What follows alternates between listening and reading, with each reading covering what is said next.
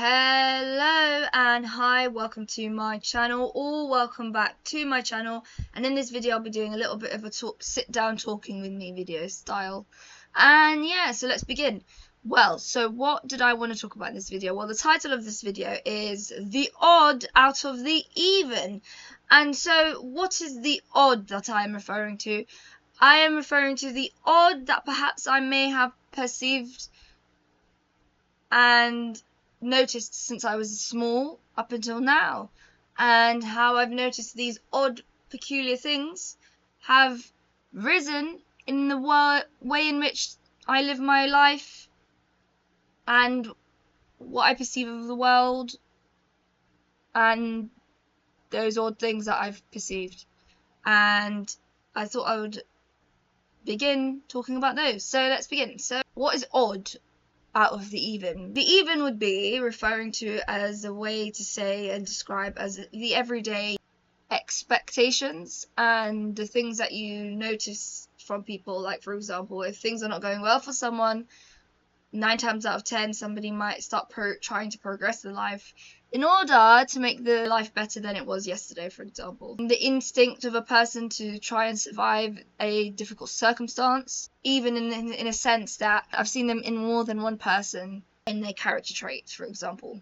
I wanted to talk about the odd, and I noticed that, for example, as times of the way in which the world is now and things that I've noticed from it, is one thing I would say is how people have turned into more individuals. So I've noticed that when it comes to help, there are less people doing things to help another person than not helping.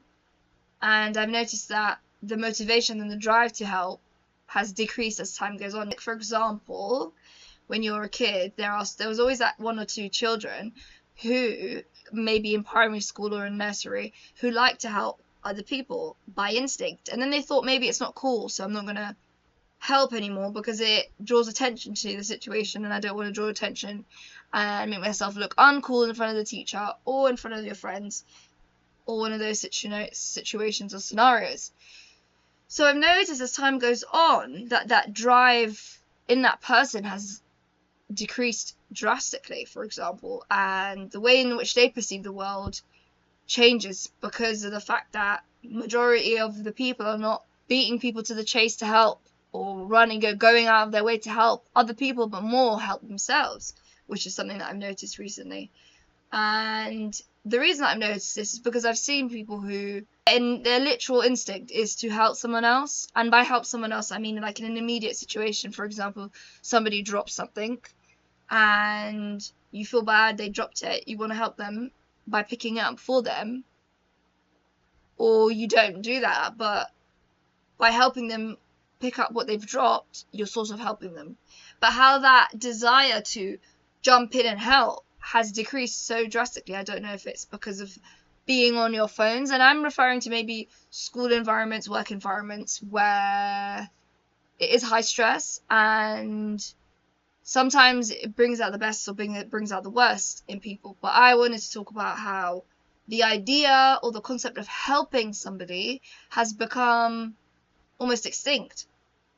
And the most awkward moments where I speak about awkward moments. So like, for example, there was a time, I'm sure, where when there's another person going through an awkward moment, it was a lot more normal for somebody else to kind of want to help the person in an awkward moment. Like, let's say somebody's giving you a small diss and dissing you, and there's always going to be that drive in someone to defend that person and be like, no, actually the diss is on you, and defend the person who's being dissed.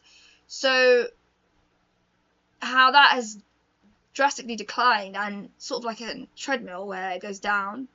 And yeah, you don't know. Give an example that would help try and break down what I'm trying to talk about here, really. Is like, let's say there was a focus group and there's 5 people in the room, and the room is filled with a catastrophic food fight or a mess through a game that had been played, maybe something that involved I don't know, Nerf guns or something like that of the sort, where you have to attack, there's two teams maybe attacking each other or something like that. How it's less common to see a person try and help out somebody out of the kindness of their heart without expecting anything in return. And it is sometimes near to impossible to expect one person to kind of do everything, but to help themselves. Everybody needs some level of support and some help. But some people, how essentially it's not a norm anymore. And it's not like a cool thing to do. Or even if you were the kind of person to do it, that motivation is not even there anymore. The drive is not there. Why isn't the drive there? Perhaps it's got to do with the fact that helping someone else makes you look more vulnerable, perhaps. Manage a situation and solve it themselves. They don't want another second party involved. Just kind of make the person feel welcomed and fit in and feel like that they're in a safe environment. And it wouldn't be some sort of thing where you would do it for some sort of gold star or a badge or some sort of ribbon or a trophy or a medal or anything. Just treat someone as the way you want to be treated and make it the expectation, and start doing it too, people expecting something to reward you for it in return. So I've noticed that that's less of a thing, and I don't know what made me want to make a video about it. I think I just kind of felt like, because it's the only kind of thing that I've actually felt and have noticed, document it in a video in some way. And is it really the case, or am I just overthinking things, or is it just not the case? Is it like a theory that I might need to test out myself, try and help people and see, are the people more inclined to help people? And like, for example, working in a serving job, for example, it's not really helping, it's the job. But what I'm referring to maybe is in like a classroom or in a school environment, where helping another person is seen as maybe a cringe thing to do because it's a good thing and it's a good deed or something, it's a good behavior, but you don't want to get good behavior marks because it's sort of like you don't want to be appearing as like maybe you're kissing up to somebody and trying to impress them and make a good impression too much, you know? Am I being too much? Is that sort of thing? Like that, because I remember when I was small, I used to like to help people. And I noticed that it was very common that if you help someone without expecting something in return, response to that would be there would be another person there willing to help maybe when you're not there and sort of take over like sort of like a shift. And people would notice it and be like, oh, you know, I want to do that. Or they'll just do it anyway without saying anything. And it would inspire other people to do things that are perhaps helpful. And how you can help people in different ways. Like, you know, if there's an immediate situation where somebody needs first aid, which is probably an extreme situation, but situations like that, why aren't driven to want to help? Or, you know, so another example where there are situations where people bond over problems. So I've got this problem, you've got this problem, and then you relate and you bond over the problem. But little is the time spent on bonding over the solution for the problem. You might make a friendship because of the problem. So a start of something new per se. And it doesn't necessarily cause you to want to solve the problem, but you just bond over it and you don't really realize how sometimes not be the best way to start a friendship or a bond with somebody in a work environment or in a professional environment or in a school environment even, and how these feelings to bond over things that go wrong or awkward moments when and never really trying to solve it, you know, incite relief from the stressful situation. And that's just some food for thought I thought about speaking about in this video. You shouldn't have to state your intentions about what you're going to do, and I don't, because you might state an intention to help someone and then not really help them and that kind of thing, and say you're going to help them. I'm more talking about why is that attitude to not want to help another person not there as much as it used to be, or why is it not there at all? So just the question for maybe socializing with people perhaps, and not socializing with people for a while. You notice things that are not there more than they are there, and you don't really mind the person's flaws, but you start to think about what's going on in the room. Is somebody struggling with something, and will you help them? People are more likely to pretend that there's nothing going on if there's a problem existing, and sometimes what that does is it just kind of makes it worse than actually if somebody would pick on you about the problem. Like, for example, if there's a problem that you're struggling with and somebody picks on you, you're more likely to pay attention to the problem because they're picking on you. But if there's nobody even saying anything, even though they noticed it, and they're saying nothing and they're pretending there's no problem, it can sometimes make it worse for the person with the problem to get the help they need, really, to go to the direction they need, the kind of help that they need for their situation and for the catastrophe that they might be going through that you might know the answer to. Conversations are not really prompted. Well, where you're learning, well, why aren't you learning social behaviors that you can learn? English, maths and science. Are you learning social behaviors? Are you learning how to socialize with another human just like you? Are you learning what helps another human in a situation, how you can make them feel safe? What does that feel like? Do you even know how to do that? If you don't, why not asking a question of how do I learn how to do that, and those kinds of things, so on. Yeah, so I thought I'd bring that up because of the fact that I made a video about awkward moments when. So some people have the instinct to just jump in immediately and start helping somebody and sort of push things aside, drop things and run to the person and help them.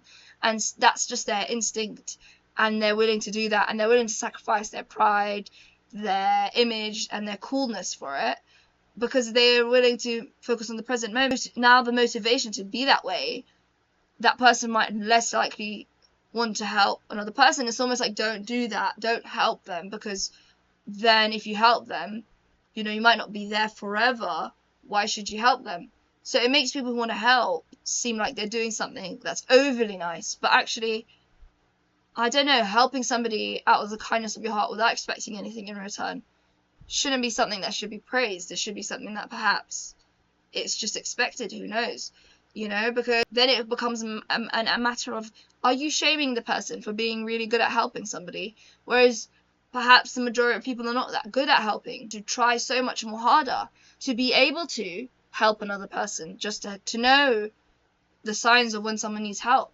Perhaps those signs not being there or being there at all, any situation can require somebody might need help in, and especially if it's professional or if it's an educational environment in the first place.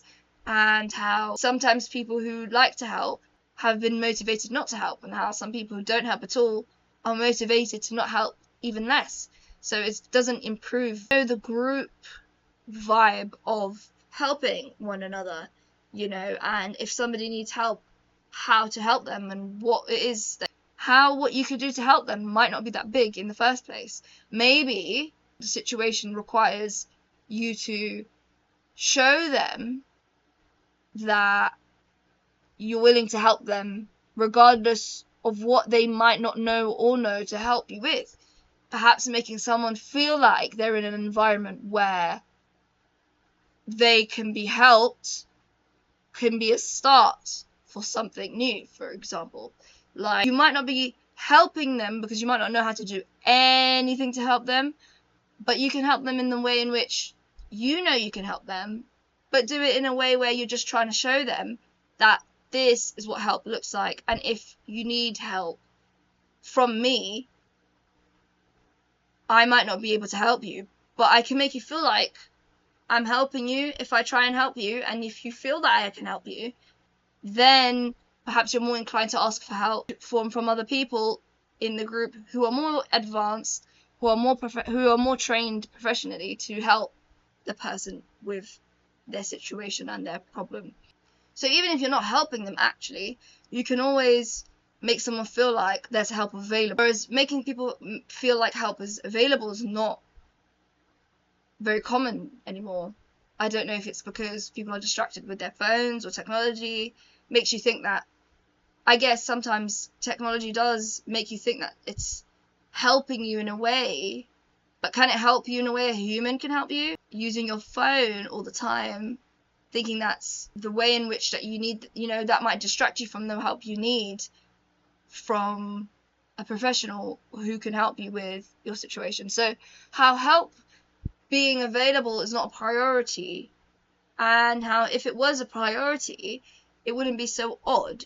And if it wasn't so odd, then perhaps certain things that somebody might be struggling with could get help for if they were available, they could get that help that they needed in the first place, and less likely to see more problems and even them struggling with that situation or that subject or that scenario or that catastrophe or that mess that they might need to clean up, or a mess that they feel like they need to fix and sort out for them. So if someone's not there, how to help them perhaps look better or look good or look like she's trying a little bit harder, or make sure that her work is being seen for him or her, that their work is being seen for what they've done, and then if they've done the work, that they're getting the right credit for the work that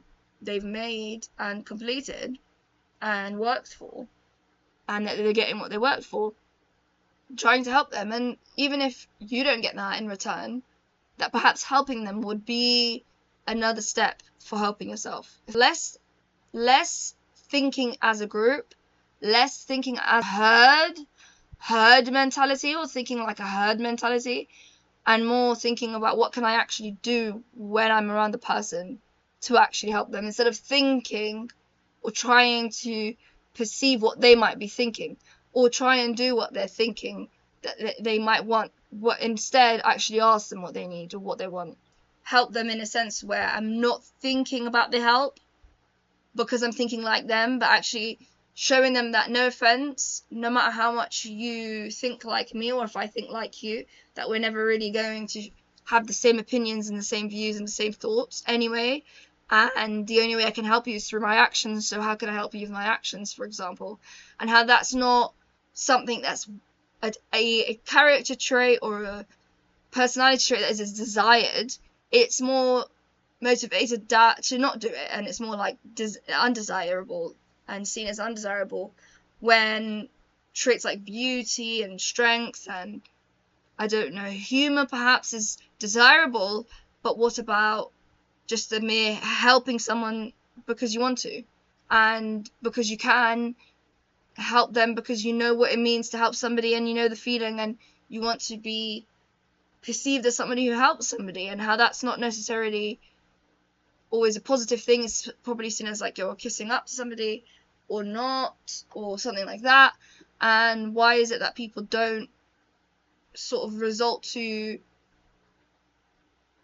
thinking about someone else before themselves, and how that's not a common trait either, and how selfishness or selflessness is a conversation for another day, and it's always a food for thought, but it's never really an action for somebody to think about. And I'm talking about, again, in scenarios where you're not really in the scenario because you want to be. It's more like you have to be there, like school or work, and it's something that is expected of you to be there, and you don't, maybe you get bored or something at some points, and you feel like, well, because I'm bored, I don't want to, how can I make it less boring? Sometimes, even if you don't like the person at all and you don't relate with them with your problems, helping them sometimes does make the situation less stressful, less tense, because you're showing, that you're willing to help.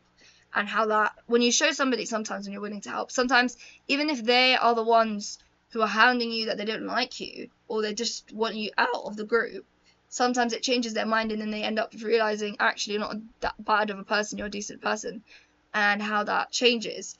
So yeah, I was just thinking about how the awkward moments when video can result into the odd out of the even, and how when you're comparing the situations and how many different situations you go through on a daily basis, or in what you perceive from the world at all in the first place, is more people less helping than people, like more people helping less than wanting to help at all, and how that's more of a common trait than not helping at all, for example.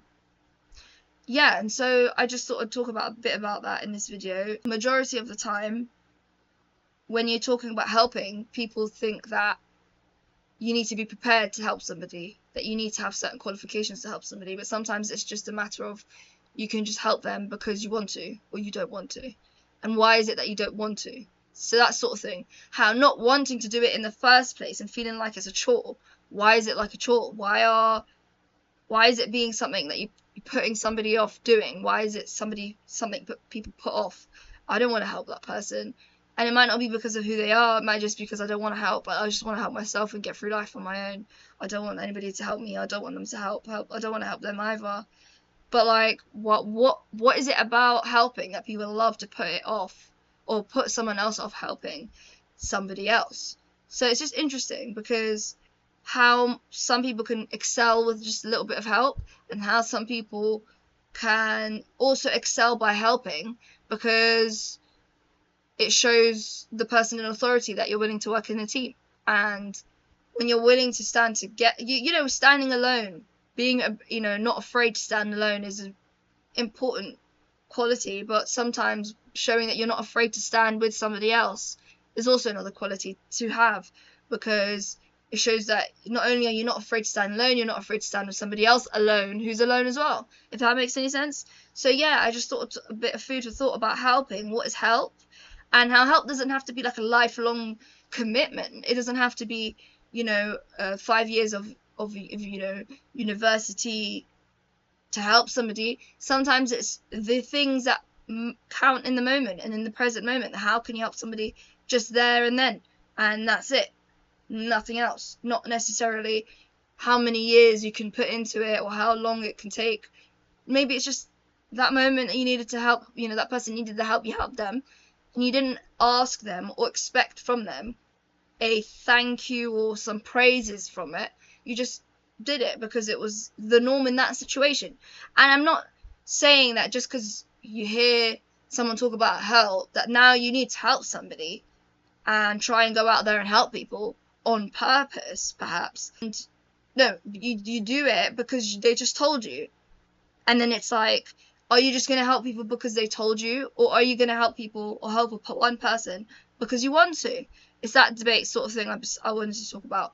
Like how, yeah, there's an awkward moment when you're crossing the road. And yeah, there's an awkward moment when you're trying to catch a bus driver's attention. But are you just going to do certain things because you're told or expected by your parents, for example? Or are you willing to do it out of the kindness of your heart because you want to and you're willing to show that you want to? And sometimes it's so obvious anyway when somebody's being told by their parents to do something anyway. And it's still help. And I'm sure the person will be more than happy to receive your help. But why is it less inclined for people to take initiative to help? And even at a younger age, what is stopping you? Even if you're underage, you still can help another person. You don't need your parents' approval to help somebody. And sometimes that can be confused with maybe what they do tell you to do that is not for anybody else, but it's for you. And why does that stop you from helping someone else just because you've been told by your parents to do things like go to school and stuff like that, to do that? Sometimes it's nice to surprise people by what you might be doing that is a good thing, and especially if you don't do good things very often. So I thought I'd just share that video, and thank you for watching up until now. If you have happened to watch it, please do give this video a like if you fancy it, and if not, please do keep having a scroll. And if you've been watching my content up until now, please do feel free to subscribe to my channel, and if not, you can cross the video and leave. But if you've been watching up until now, thank you very much and goodbye. Have a nice day. Thank you for watching. Goodbye.